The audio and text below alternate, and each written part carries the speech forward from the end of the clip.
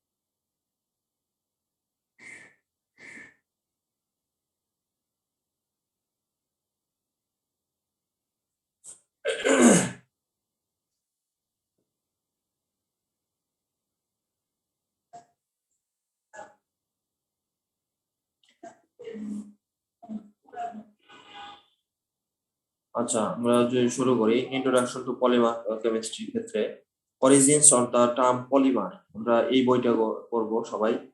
এই বইটার in details আমি বলে দিব লাস্ট ক্লাসের শেষে। তো যদি আমরা বলি যে ইন্ট্রোডাকশন টু পলিমার কেমিস্ট্রির ক্ষেত্রে origin of the term polymer, actually it is a term used in, তোমরা কি ছোট ছোট না শব্দ দেখা যাচ্ছে না ভালো?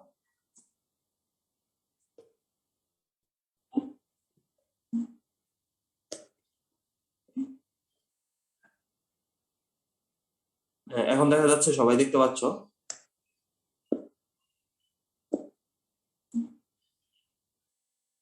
হ্যালো, জি স্যার, দেখা যাচ্ছে। আচ্ছা, আমাদের আচ্ছা এখানে দেখো অরিজিন অফ দ্য টার্ম, এই যে এই স্টুডেন্টদের মানে হচ্ছে এই অ্যাডমিট করতে করতে হচ্ছে দেখা যায় টাইম অর্ধেক কিল করে ফেলে। এটা একটা সমস্যা, তখন আর বোঝানোর ইয়ে থাকে না, আগ্রহ থাকে না।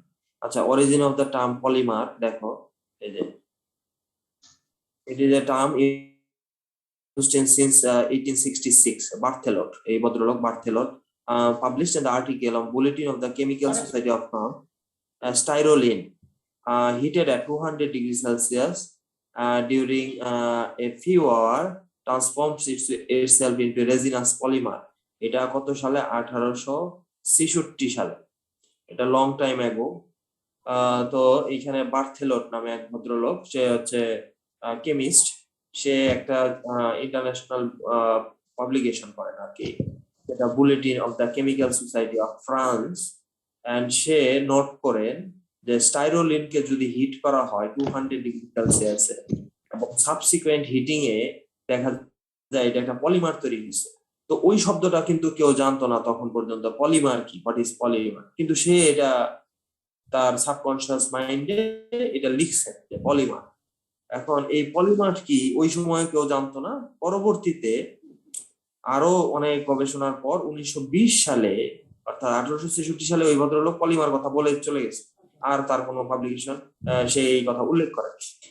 1920 সালে হেনরি স্ট্রডিঞ্জার সে ব্যাখ্যা করছেন হোয়াট ইজ পলিমার, অর্থাৎ যে আবিষ্কার করলেন সে তার থেকে অনেক পরে এই পলিমার শব্দটা কি সেটা মানে হচ্ছে ব্যাখ্যা করা হয়। এটা ছিল এইচ স্ট্রডিঞ্জার, STRAUDINGER, স্ট্রডিঞ্জার, GER। তো এই হলো মোটামুটি আমাদের আর কি ফার্স্ট যে পলিমার শব্দটা কিভাবে আসছে সেখানে একটা আরো আছে ইন ডিটেইলস, আমরা এটা পড়বো। তো এর মধ্যে অনেক ঘটনা ঘটে গেছে, এখানে অনেক ঘটনা ঘটে গেছে যে বলা হয়েছে it was first recognised synthetic polymer but Hermann Staudinger in the 1920 who first proposed the concept of polymers in the sense we use today. এখন পর্যন্ত যে পলিমার কি, এটা শব্দটা কেন হলো এবং এই কারণে উনি নোবেল প্রাইজ পান 1953 সালে 1953 for his work which is the base of all science of macromolecules. এখন আর কি শব্দ করে কি মিউট করে সবাই এখানে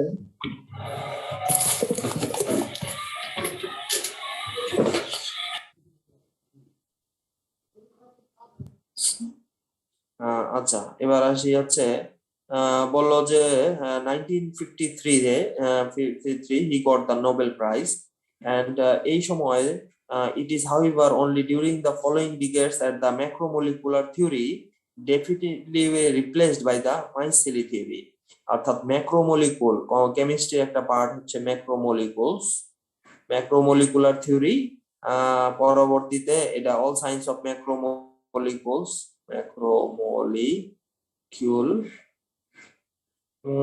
তো এই macromolecule theory definitely replaced by the mycelium theory to which was opposed.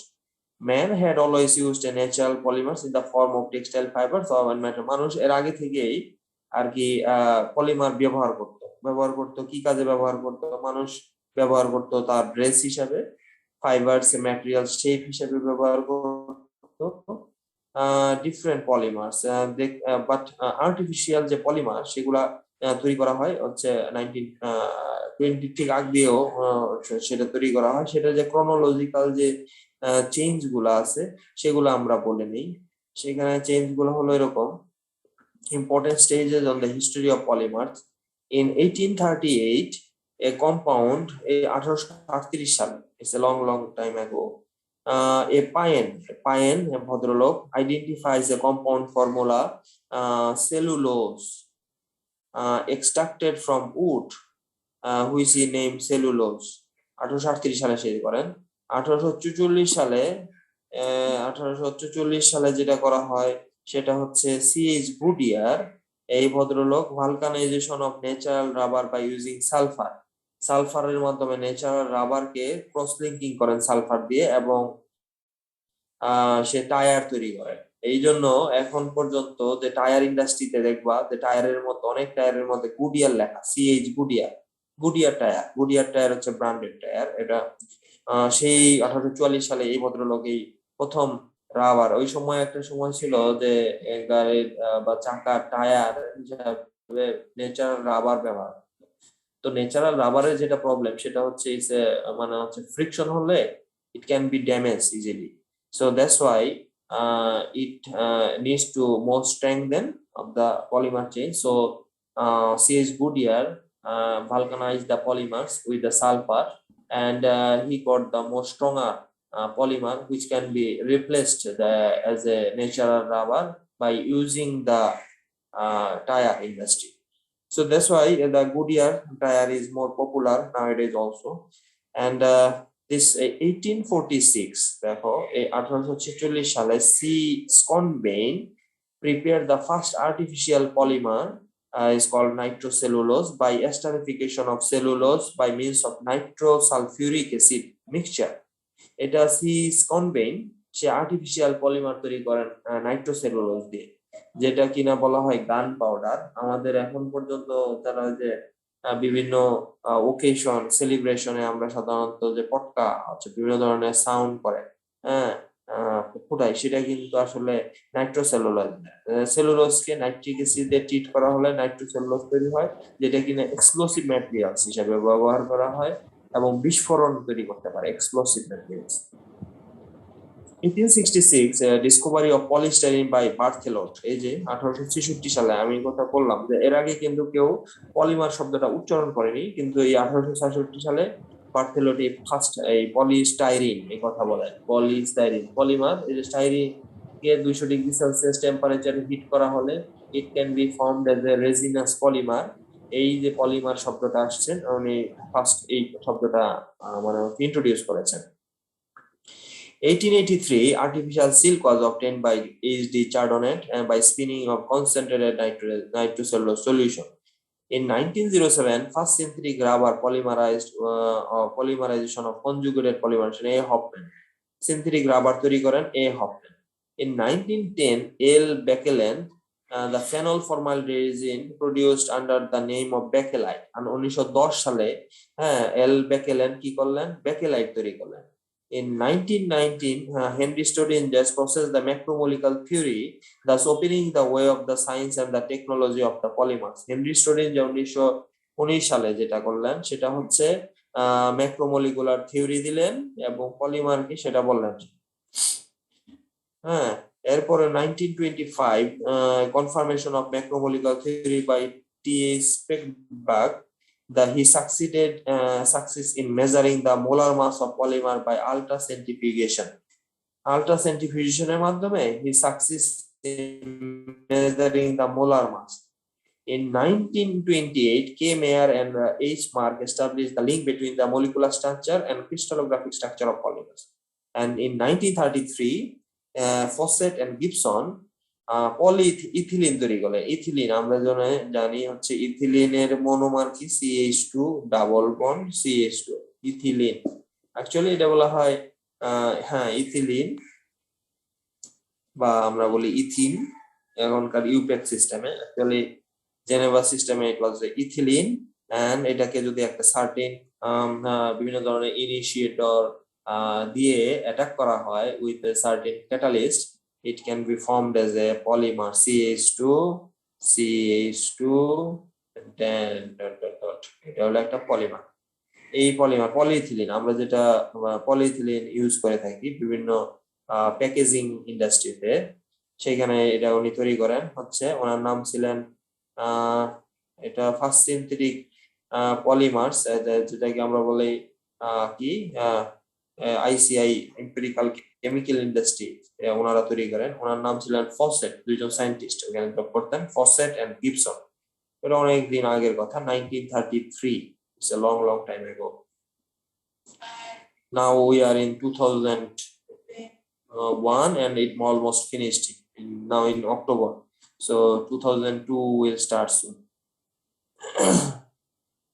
2022 থেকে 1933 মানে প্রায় 100 বছর 100 2022 যদি আমরা চিন্তা করি 2021 2022 10 বছর কম আছে 100 বছর হয়, তার মানে হচ্ছে 100 বছর আগেই আমাদের কি হয়ে গেছে পলিইথিলিন তৈরি হয়ে গেছে, যেটা কিনা আমরা এখন পর্যন্ত ইউজ করি। আচ্ছা, এরপরে 1938 সালে first synthetic polymers nylons produced by W. Carothers যে W. Carothers ডাব্লু ক্যারোথার্স, এটা হচ্ছে এই ভদ্রলোক প্রথম সিনথেটিক ফাইবার তৈরি করেন। ডাব্লু ক্যারোথার্স, এটার নাম ছিল নাইলনস। নাইলনস নাইলনস উনি ফার্স্টে নাইলনস হচ্ছে NY তে নিউ ইয়র্ক আর LONS লন্ডন, এই থেকে তৈরি হলো নিউ ইয়র্ক এন্ড লন্ডন। তো এই যে পলিএমাইড, ডুপন্ট ইন্ডাস্ট্রিতে এই ক্যারোথার্স, ডাব্লু ক্যারোথার্স ফার্স্ট নাইলন তৈরি করেন, এবং এই নাইলন তৈরি করে উনি বেশ জনপ্রিয় হয়ে যান। এখন যেমন হচ্ছে মার্ক জুকারবার্গ এবং হচ্ছে এলন মাস্ক, এরপরে কি আছে আর ওয়ারেন বাফেট যেমন পপুলার, ওইরকম সময়ে ডাব্লু ক্যারোথার্স ছিল ওই ক্যাটাগরির আর কি পপুলার, বিকজ সে একটা ইভেন হচ্ছে এই যে অ্যাপেলের প্রতিষ্ঠাতা স্টিভ জবস যেরকম উনিও ছিলেন ওই রকম, কিন্তু সমস্যা ছিল যে উনি তাতে ইয়াতে পপুলার হতে পারেন।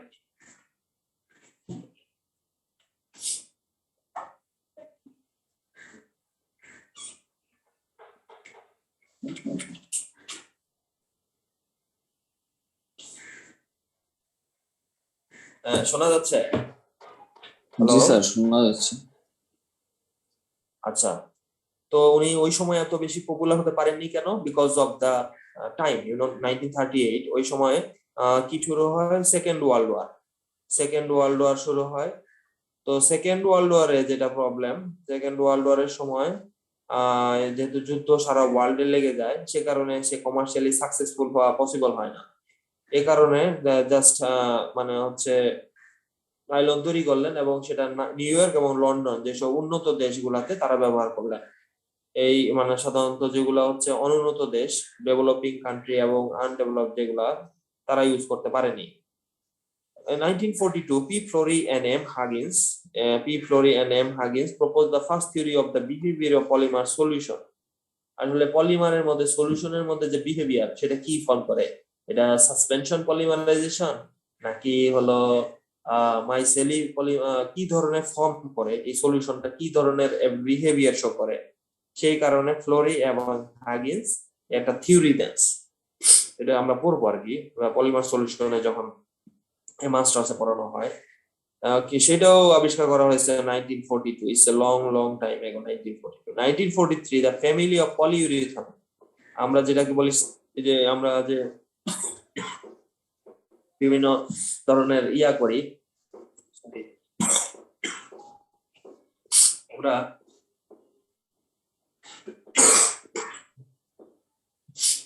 আমরা হচ্ছে স্টিচ জিন্স যে পরি, স্টিচ জিন্স, অথবা আমরা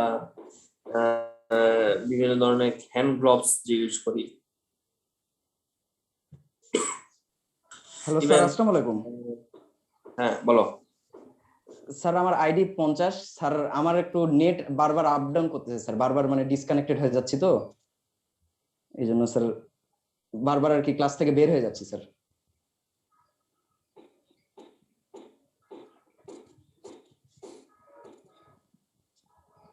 আচ্ছা, ডিসকানেক্টেড হওয়ার কারণ হচ্ছে তো আইডি কারণ না, ডিসকানেক্ট হওয়ার কারণ হচ্ছে তোমার ইন্টারনেটের প্রবলেম, নেট বাফারিং হচ্ছে, এইজন্য তুমি বের হয়ে যাচ্ছ। জি স্যার, একটু নেটের সমস্যা করতেছে স্যার, ওজন্য স্যার বারবার এরকম হচ্ছে। এটা ইন্টারনেটের কোনো প্রবলেম, তোমার আইডির কোনো সমস্যা নেই। আচ্ছা, এবার আসি হচ্ছে ওবেয়ার আর কি। ওবেয়ার সে পলিইউরিথিন তৈরি করলেন, পলিইউরিথিন যেটাকে আমরা বলি স্টিচ জিন্স হিসেবে ব্যবহার করি। ইভেন হচ্ছে আমাদের হ্যান্ড গ্লোভস, এই যে এই করোনা মহামারীতে অনেকেই গ্লোভস ইউজ করেছে, তাই না? গ্লোভস ইউজ করে, যাতে গ্লোভস পরে আবার করে, সার্জিক্যাল গ্লোভস যে হচ্ছে ডক্টররা ইউজ করে সার্জিক্যাল পারপোজে, সার্জিক্যাল না, বিভিন্ন পারপোজে তারা ইউজ করে, সেটা কিন্তু পলিইউরিথিনের তৈরি।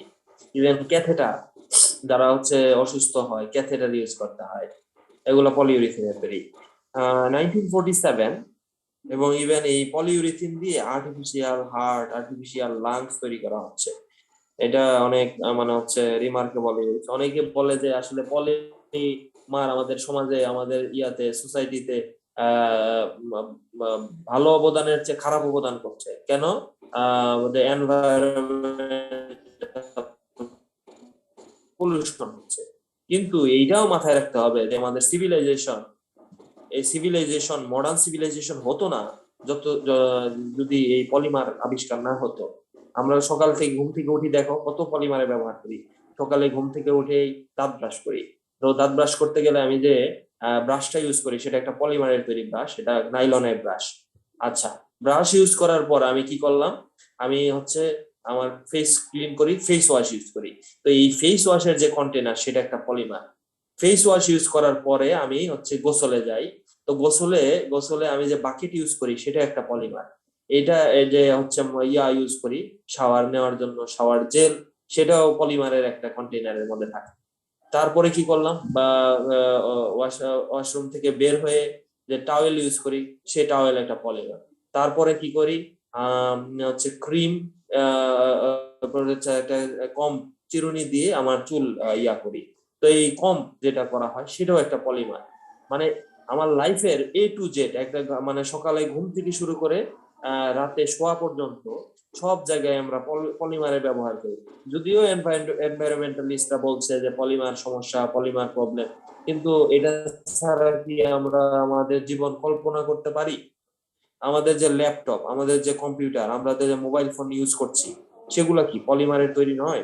অতএব পলিমারের যে ব্যবহার, এটা আমাদের যদি আমরা সমাজে চিন্তা করি, এক একটা সময় মানুষের লাইফে, মানুষের যে সভ্যতা বা সিভিলাইজেশন, ফার্স্টে কি ছিল? একটা সময় ছিল মানুষ গুহার মধ্যে থাকতো, গুহার মধ্যে, কেভ। তখন কি হলো, তারা আগুন জ্বালাতে শুরু করলো, আগুন তৈরি করলো। আগুন তৈরি করার পরে আয়রন এজ শুরু হলো, আয়রন, লোহা, তামা, ব্রোঞ্জ যুগ শুরু হলো। এরপরে হচ্ছে ব্রোঞ্জ এজ, এরপরে হচ্ছে কপার এজ, এরকম আয়রন এজ। আয়রন এজ তৈরি করার পরে তারপরে কি হলো, ওই সময় দেখা গেল ট্রেন এবং হুইল, মানে হচ্ছে চাকার ব্যবহার শুরু হলো।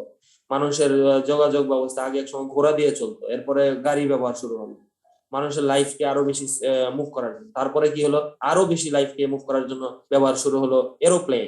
এক জায়গা থেকে এক দেশ থেকে আরেক, আগে কি হতো, জাহাজে করে মানুষ যেতে হতো। এক দেশ থেকে আরেক দেশে যেতে হলে পানির জাহাজ ছাড়া উপায় ছিল না। জাহাজ, কমিউনিকেশন ওয়ে ছিল ওয়াটার। এরপরে কি হলো, এরোপ্লেন তৈরি হলো, এরোপ্লেনের মাধ্যমে আমরা এক জায়গা থেকে আরেক জায়গায়। এর চেয়েও আরো অত্যাধুনিক যে মানে টেকনোলজি, হাইপার লুপ, তোমরা অনেকে শুনছো যে হাইপার লুপ, এক দেশ থেকে আরেক দেশে যাওয়া যাবে। ধরো প্লেনে যেতে লাগে আমার ইউরোপে প্রায় 17 ঘন্টা 18 ঘন্টা, এই হাইপার লুপে আমি যেতে পারবো হচ্ছে 5 ঘন্টায়, অর্থাৎ ইউরোপে 5 ঘন্টায় আমি যেতে পারবো।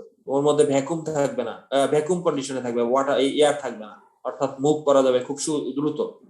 এটা অনেক দেশে পাইলট প্ল্যান্টে চলছে, যেমন সাউথ কোরিয়া, তারা তৈরি করে ফেলছে। তারা এক দেশে বুসান থেকে ডেগুতে যায় হচ্ছে এই হাইপারলুপ। জার্মানিতেও শুরু হয়েছে। তো এটা আমার ধারণা কান্ট্রি টু কান্ট্রি একদিন শুরু হয়ে যাবে। তো কান্ট্রি টু কান্ট্রি শুরু হয়ে গেলে এটা ইভেন হচ্ছে জাপান চেষ্টা করতেছে যে তাদের দেশ থেকে চাঁদে ডাইরেক্ট যাবে, চাঁদে, এইখানে আর রকেট ইউজ করতে হবে না। তো এই যে অবদান, এগুলা কি আমরা পলিমারের যে অবদান সেটা কি আমরা অস্বীকার করতে পারি? কখনোই না। হ্যাঁ, এটাও ঠিক যে আমরা হচ্ছে ওয়াস্টেজ তৈরি করতেছি। এই ওয়াস্টেজ থেকে তৈরি করা, এটা তো মানে হচ্ছে যে হ্যাঁ, পলিমার ইউজ না করলে আমরা ওয়াস্টেজ থেকে বাঁচবো এরকম না। বিষয়টা হচ্ছে যে এটা থেকে আমরা কিভাবে মানে হচ্ছে রিকভারি করতে পারি।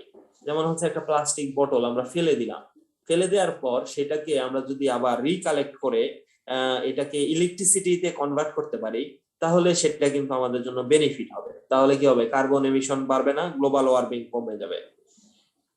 তো এগুলা অনেক ইস্যু আছে আর কি, আমরা সেদিকে পরে যাব।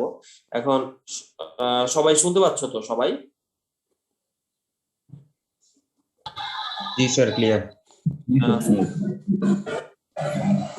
এবার হচ্ছে আমরা আসলাম হচ্ছে নাইলন পর্যন্ত, তারপরে আসি হচ্ছে P. Flory and M. Huggins. P. Flory and M. Huggins proposed the first theory of behavior of polymer solution. In 1943, the family of polyurethanes discovered by Obear. এরপরে যেটা হচ্ছে 1953 জিগলার কি করলেন, polymerise ethylene under low pressure, polymerise করলেন under low pressure জিগলার। এরপরে 1956 discovery of living polymerization by Swarek. In 1959 development of size exclusion chromatography by J. Moody. And 1960 discovery of thermoplastic elastomer starting from block copolymers. And 1974 development of aromatic polymers by the firm of DuPont Newman. The aromatic polymers কি actually nylon টা হচ্ছে aliphatic polymers আর aromatic polymers হচ্ছে Kevlar, এটা একটা খুব strong fibre. Kevlar নাম শুনে রাখো, নাইলনের চেয়ে অনেক স্ট্রং। Kevlar ইউজ করা হয় এরোপ্লেন এরোপ্লেন। আচ্ছা, এবার আসি হচ্ছে এটা কোথায় করছে, ডুপন্ট। ডুপন্ট কিন্তু ইউনাইটেড স্টেটস অফ আমেরিকার একটা খুব রেপুটেড কোম্পানি, হ্যাঁ, ফ্যাক্টরি, যারা কিন্তু কেমিক্যাল নিয়ে কাজ করে এখন বর্তমানে। আগে একটা সময় ছিল ফাইবার ব্রাঞ্চ ছিল। আমাদের কিন্তু আর 10 মিনিট সময় আছে আর কি, তো আমরা শেষের দিকে যাই। তো এরপরে হচ্ছে 1970 1980 discovery development of the laws of skill and concept of repetition of polymer change the molten state, development of aromatic polymer by the form of DuPont Newmars. And 1982 T. Orsu introduced the concept of controlled radical polymerization. এখন radical polymerisation, free radical polymerisation, anionic polymerisation, এগুলো আমি পড়াবো তোমাদের। এগুলা just you have to think that the 1982 radical polymerization has been developed. Just এইটুকু মনে রাখলেই যথেষ্ট, কারণ এগুলা আরো আসবে সামনে টার্মিনোলজি। আচ্ছা, এরপরে আসি হচ্ছে 2000 Shirakawa, Higar and McDermott obtained the Nobel Prize in chemistry for their work on the intrinsic conducting polymers. এই যেটা Shirakawa, A.J. Higar and McDermott the Nobel Prize of Chemistry for the intrinsic conductive polymer. Shirakawa is a Japanese. সে হচ্ছে Nobel prize পায় with the two একজন United states of America আর একজন হয় German, হিগার। এই Nobel prize of কেমিস্ট্রিতে তারা intrinsic conducting polymer আবিষ্কার করার জন্য 2000 নোবেল প্রাইজ পান। অ্যাকচুয়ালি এই পলিমার সায়েন্সে অনেকে নোবেল প্রাইজ পেয়েছে। নোবেল প্রাইজের মধ্যে আছে হচ্ছে এই ফার্স্ট যে আমি বললাম যে হেনরি স্টোরিঞ্জার, উনি 1920 সালে নোবেল প্রাইজ পান পলিমার সায়েন্সে, কেমিস্ট্রি আর কি, এটা একটা অন কাইন্ড অফ কেমিস্ট্রি। তো কেমিস্ট্রি একটা ব্রাঞ্চ হচ্ছে polymer science and engineering. Chemistry তো সব, টেক্সটাইল সায়েন্স তো কেমিস্ট্রি, হ্যাঁ। আমরা যদি ওয়েট প্রসেস ইঞ্জিনিয়ারিং বলি তাহলে এটা তো কেমিস্ট্রি, অ্যাপ্লাইড কেমিস্ট্রি, হ্যাঁ। এবং ইভেন যে তোমরা ফেব্রিক ইঞ্জিনিয়ারিং, ফেব্রিক ইঞ্জিনিয়ারিং, হ্যাঁ, এটা হলো তোমার মেকানিক্যাল এবং ইয়ার আর কি কম্বাইন্ড ফিজিক্যাল। কিন্তু আমাদের যে ওয়েট প্রসেস ইঞ্জিনিয়ারিং বা হচ্ছে আমরা যদি বলি যে ফ্যাকাল্টি অফ কেমিক্যাল ইঞ্জিনিয়ারিং, যেটা সেটা কিন্তু ফুললি কেমিস্ট্রি বেস আর কি, কেমিক্যাল কেমিস্ট্রি থেকে আসছে। তো এই পলিমার সায়েন্সে অনেকেই নোবেল প্রাইজ পেয়েছে, হ্যাঁ। তো এই নোবেল প্রাইজটা সংখ্যা হিউজ, যেমন লাস্ট হচ্ছে 2000 ইয়াতে একটা পেলেন যে গিবসন ওসাম, এই যে 2008 Nobel prize of chemistry awarded by the Osamu Shimomura চার্লটেল Tsien for the discovery and development of green fluorescent protein. The green fluorescent protein এর কারণে তারা নোবেল প্রাইজ পেয়েছে, বেশি দিন আগের ঘটনা না। এবং ইভেন হচ্ছে যে আরেকটা নোবেল প্রাইজ এসেছে আমরা কন্ডাক্টিং পলিমার, শিরাকাওয়া এবং হিগার। আরেকটা পেয়েছে হচ্ছে ইয়া থেকে, ইংল্যান্ড থেকে, তারা তৈরি করেছিল হচ্ছে কস্টেপ, হ্যাঁ, গ্রাফিন পলিমার্স থেকে, graphene. In 2006, a Nobel Prize of Chemistry awarded the Jean Pierre Cuvier Fraser and synthesis of molecular machines 2016 সালে নয়। আমি আশা করি এবার কেমিস্ট্রিতে গত কালের আগের দিন হচ্ছে মেডিসিনে দেওয়া হচ্ছে, গতকাল দিল হচ্ছে ফিজিক্স, ফিজিক্স, আজকে মেবি কেমিস্ট্রিতে দিল। তো কেমিস্ট্রিতে হোক, পলিমার সায়েন্সেও আসবে। যারা পলিমার সায়েন্টিস্ট তাদের স্বপ্ন হচ্ছে নোবেল প্রাইজ পাওয়ার। তো আমি অনেক প্রফেসরকে চিনি, আমি যাদের ক্লাস করতাম ওনারা স্বপ্ন দেখতেন ওনারা নোবেল প্রাইজ পাবেন। তো দেখা যাক আসলে কতটুকু হয় নোবেল প্রাইজ আর কি, সব সায়েন্টিস্টদের একটা ড্রিম। তো ইন্ট্রোডাকশন টু পলিমার্স, আমরা এখন যদি পলিমার বলি, যে নোবেল প্রাইজ ইন 1953, 1953 সালে নোবেল প্রাইজ পায়, কিন্তু 1920 সালে উনি বললেন যে হোয়াট ইজ পলিমার। তো introduction to polymer, mono means many, mono means one, mono means one and mer means unit, তাহলে ওয়ান ইউনিট। আর পলি মিন্স মেনি, আর মার মিন্স ইউনিট, তাহলে পলিমার মানে হচ্ছে অনেকগুলা ইউনিট, মেনি ইউনিট। তো a large molecules, এই যে এখানে যদি অনেকগুলা মনোমার থাকে একটা একটা একটা একটা করে, যখন একসাথে হয়ে যাবে তখন এটাকে বলবো পলিমার, আর যখন আলাদা সেপারেট থাকবে তখন এটাকে বলবো মনোমার। তাহলে polymers usually have a high melting and boiling point. Staudinger Nobel prize in 1953 first suggested that polymers are long chain molecules and that the intermolecular forces between these long chain determine their properties. তো এই হলো আমাদের polymers. In chemistry, an oligomer is a molecular complex that consists of few monomers. Oligo means few, oligo means few. আচ্ছা, তোমাদের এটা যেটা সময় মনে হয় বেশি নেই, তো আমরা আর কি আজকে যেহেতু ফার্স্ট ক্লাস, আমরা আর এটা এক্সটেন্ড করব না। তো আমি মনে করি যে আসলে তোমাদের যেটা করতে হবে সেটা হচ্ছে রেগুলার থাকতে হবে। আজকে আমরা এই পর্যন্তই রাখি, এরপরে হচ্ছে আমরা আজকে বলে দিই যে তোমাদের কি বই কিনতে হবে।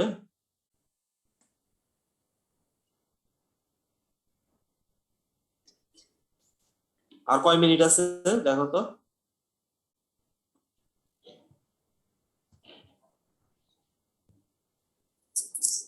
স্যার 20 মিনিটের মতো আছে।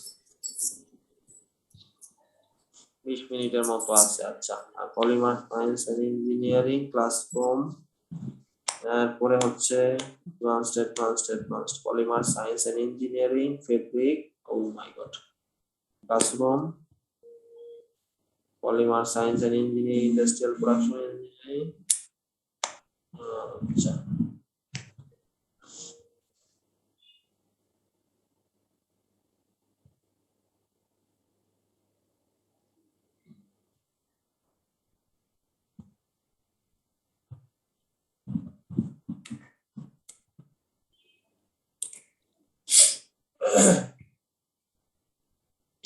এই বইটা আর কি তোমাদের কিনতে হবে। এটা হলো অ্যাডভান্সড পলিমার কেমিস্ট্রি, এটা আমার লেখা। এই বই থেকে আমি পড়াচ্ছি আর কি। তুমি অন্য বইও কিনতে পারো তোমাদের পছন্দের মতো, কিন্তু আমি এই বইটা আর কি আমি পড়াচ্ছি। এইখানে থেকে তোমাদের চ্যাপ্টার 1 থেকে শুরু করেছি। আমি মনে করি এই বইটা তোমাদের জন্য সাফিসিয়েন্ট আর কি, আন্ডার গ্রেডের জন্য। মাস্টার্স এর ক্ষেত্রে আরো বিগ রেঞ্জে বা হাই রেঞ্জে পড়তে আর হবে। স্ক্রিন মেবি ব্ল্যাক, দেখা যাচ্ছে না কিছু। তাই জি স্যার, দেখা যাচ্ছে না। দেখা যাচ্ছে না স্যার। দেখা যাচ্ছে না কেন? আমি তো দেখতে পেলাম। স্যার এটা হয়তো নোটবোর্ডে আপনার মধ্যে, ওখান থেকে দেখে নিলে। হ্যাঁ, নোটবোর্ডে স্যার এটা আছে, তো ওইখান থেকে দেখে নিলেই হবে। স্যার এটা আচ্ছা। পিডিএফ আছে। আচ্ছা, পিডিএফ আছে, তাহলে তোমরা আর কি এটা করতে হবে।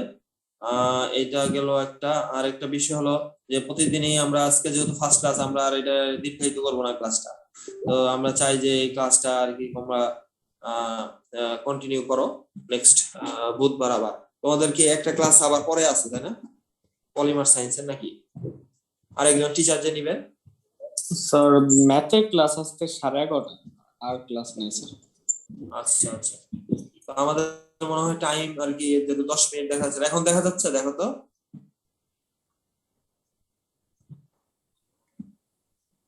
চীনা স্যার ব্ল্যাকই আসতেছে। না স্যার,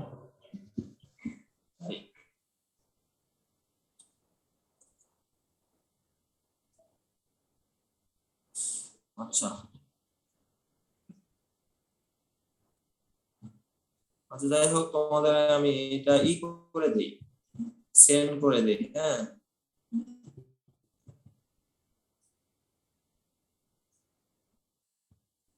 এটা আমি গুগল ক্লাসরুমে সেন্ড করে দিব এই ইমেজটা, যেহেতু বোঝা যাচ্ছে না।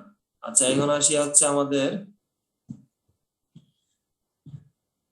Stop share. স্টুডেন্ট যারা আছে সবার কয়জন? 62 জন, মানে অলমোস্ট 10 জন কম আছে আর কি, 72 জনের মধ্যে, তাই না? তোমাদের স্টুডেন্ট সংখ্যা কত? 80 জন, 79। 79। আচ্ছা, সবাই কি ফার্স্ট সেমিস্টারে কমপ্লিট করেছে নাকি আবার এবার ভর্তি পরীক্ষা দিবে আবার? না স্যার, 79 জন এক্সাম দিয়েছে। আচ্ছা, 79 এর এক্সাম দিয়েছে, ভেরি গুড। তোদের কি মানে হচ্ছে যেহেতু ওপেন হয়ে যাচ্ছে, আশা করি এখন তোমরা 17 তারিখের পরে আরো বেশি এনজয় করতে পারবে। আর আমাদের এই ক্লাস মেবি কিছুদিন থেকে আবার যখন ফেস টু ফেস হয়ে যাবে, তখন আমরা আর কি আরো বেশি মানে হচ্ছে ইন্টারেক্টিভ ওয়েতে ক্লাস করতে পারবো আশা করি। তো এই পর্যন্ত আজকে, আর যদি কারো কোনো কোশ্চেন থাকে করতে পারো।